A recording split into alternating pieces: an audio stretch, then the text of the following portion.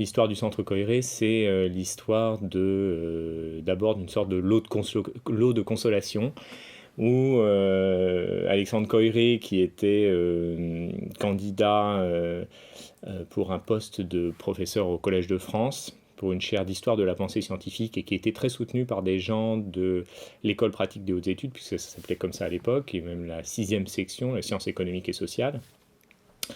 Notamment Lucien Febvre, qui venait de prendre sa retraite du Collège de France, et Fernand Braudel, qui avait pris sa succession au Collège de France, soutenaient beaucoup la candidature d'Alexandre Coiré pour être professeur au Collège de France.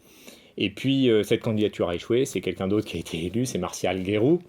Et donc, en guise de lot de consolation, Coiré, qui était directeur d'études à l'école pratique des hautes études, mais dans la 5e section, c'est-à-dire dans les sciences religieuses, mais qui travaillait sur Galilée, sur les sciences physico-mathématiques depuis le début des années 30, milieu des années 30, va obtenir un poste dans la 6e section, donc sciences économiques et sociales, dans 54, donc l'échec c'est en 51, en 54 il a cette direction d'études cumulantes, comme on dit dans le jargon. Ce sont des discussions entre Alexandre Coiré, partant pour les États-Unis, et Fernand Braudel, le grand historien auquel on doit l'école des hautes études, qu'est née l'idée d'avoir un centre dans lequel, au fond, on pourrait véritablement travailler. Et alors c'était l'agenda de Braudel et d'Alexandre Coiré à la mise en histoire de la science. En 58, donc, sur la proposition, avec le soutien très fort de Fernand Braudel, qui est le directeur de cette section, on va créer un centre qui s'appelle à l'époque Histoire des sciences et des techniques, qui deviendra le Centre Coiré après la mort de Coiré. Donc Coiré meurt en 64 et il est donc renommé Centre Alexandre Coiré en 66. Voilà en gros pour le point de départ. Ensuite, c'est un des... À vrai dire, Coiré était à l'époque dans une situation de semi-nomadisme, puisqu'il était tout le temps en train de penduler entre les États-Unis et la France, entre les années, milieu des années 50 et puis sa mort, au début des années 60. Et donc, celui qui a véritablement occupé la fonction directoriale et qui a ensuite beaucoup fait pour façonner le centre tel qu'il a été pendant une bonne vingtaine d'années, ça a été René Taton, qui était mathématicien de formation et qui a développé, qui avait un rôle très important dans l'Académie internationale d'histoire des sciences, dans les institutions internationales de l'histoire des sciences, et qui a développé une histoire des sciences très centrée sur l'étude, l'édition des textes, donc on va dire philologiques et historiques. Et donc il y aura pendant une bonne vingtaine d'années, jusqu'en 83, deux pôles de l'histoire des sciences, essentiellement à Paris, et plus généralement avec un gros point en France. D'un côté, le Centre Coiré autour de cette étude des sciences physico-mathématiques et d'édition des textes. Et puis de l'autre côté, l'épistémologie historique développée par Canguilhem, avec une dimension philosophique beaucoup plus forte.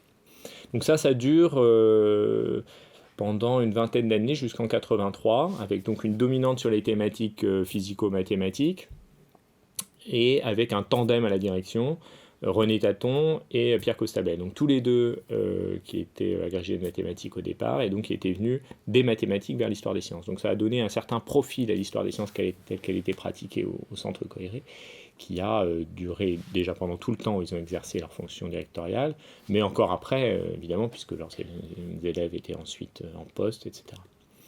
Donc les choses changent, on va dire, au début des années 80. Parce que le Centre Coiré, qui était localisé en face de la Bibliothèque de France, enfin ce qu'on appelle de nos jours Bibliothèque de France, à l'époque Bibliothèque nationale, rue de Richelieu, donc dans un hôtel qui s'appelle l'hôtel de Colbert, va être contraint à déménager. Et c'est son nouveau directeur, Jacques Roger, qui est un historien des sciences de la vie du XVIIIe siècle essentiellement, biographe de Buffon, etc., qui va transplanter le centre au Jardin des Plantes, dans le pavillon Chevreul. Et donc là va s'amorcer à la fois un déménagement, donc un changement matériel, un changement de site, de localisation, donc assez symbolique, assez fort, puisqu'on passe du centre autour de la BN, les lieux de savoir bien particuliers, vers le muséum et le jardin des plantes, donc avec une toute autre tradition des savoirs naturalistes, et qui va imprimer une inflexion et un élargissement du panel des objets étudiés au Centre Coéré, une ouverture au savoir naturaliste qui n'était pas le cas jusqu'à présent. Il faut, je crois, faire sa place à une première grande évolution qui a été l'ouverture des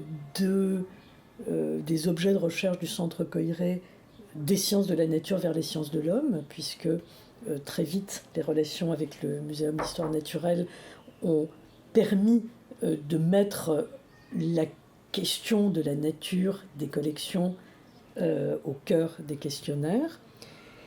Et ça, on le doit à Jacques Roger.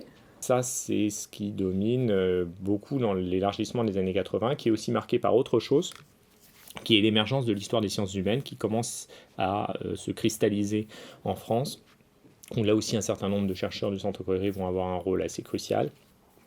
Et le Centre Coéré va devenir un des pôles, là pour le coup internationaux, de l'histoire des sciences humaines, puisque en France c'est quasiment le seul, mais à l'étranger il y a très peu de centres où il y a une dimension importante de l'histoire des sciences humaines. Et donc là il y a des acteurs comme Claude Blanquart par exemple, qui ont été très moteurs dans cette affirmation, puis ensuite Jacqueline Carrois, etc. Oui, c'est une construction assez spécifique du Centre Coéré. Il a été créé par des historiens des mathématiques, puis la mécanique classique est arrivée avec le père Costabel notamment, et puis d'autres chercheurs sont arrivés travaillant en particulier sur les sciences de la vie. Ce fut le cas de mon directeur de recherche Jacques Roger.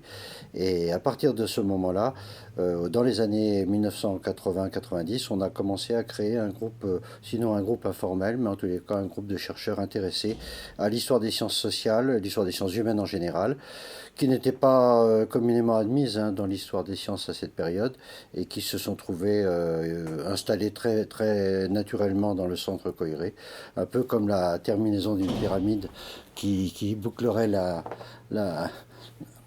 hiérarchie des savoirs, si l'on peut dire, quant à leur ordre d'ancienneté peut-être. Il faut savoir que nous avons créé en 86 la première société française d'histoire des sciences de l'homme, dont j'ai été aussi l'un des présidents, et il y avait donc une sorte de continuité logique à vouloir créer une structure d'enseignement et peut-être de susciter l'intérêt dans ces domaines pour des étudiants. Donc ça commence au milieu des années 80. Puis Jacques Roger va mourir de manière assez subite à la fin des années 80, début des années 90, 1990 si je ne me trompe. Et à partir de ce moment-là, commencent encore de nouvelles phases de la vie du Centre Coéré. Voilà. Donc il y a la direction ensuite reprise par Roger Chartier, donc historien du livre. Le Centre Coéré a pris sa forme actuelle et son importance, son nombre de chercheurs au fil des années. J'ai connu au début des années 1990, à l'époque de la direction de Roger Chartier, qui succédait à mon directeur de recherche Jacques Roger, un centre avec peu de chercheurs. C'était un centre avec quelques chercheurs de l'école des hautes études et du CNRS.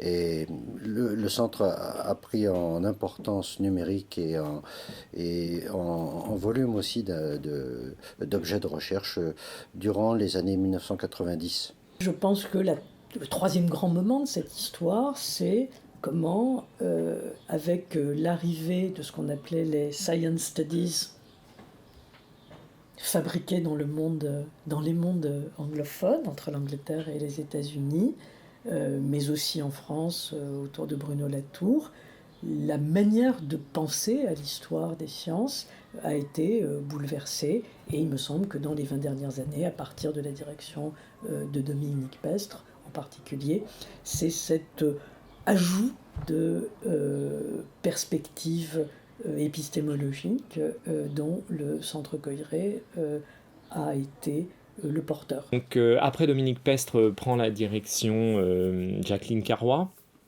Et à partir de ce moment-là s'ouvre une ère où ce sont les femmes qui vont occuper la direction du Centre Coiré, ou des femmes plutôt, successivement. Donc Jacqueline Carrois, spécialiste de l'histoire des savoirs psy. Donc là, c'est un renforcement et une affirmation du rôle de l'histoire des sciences humaines aussi à travers elle qui est formulée.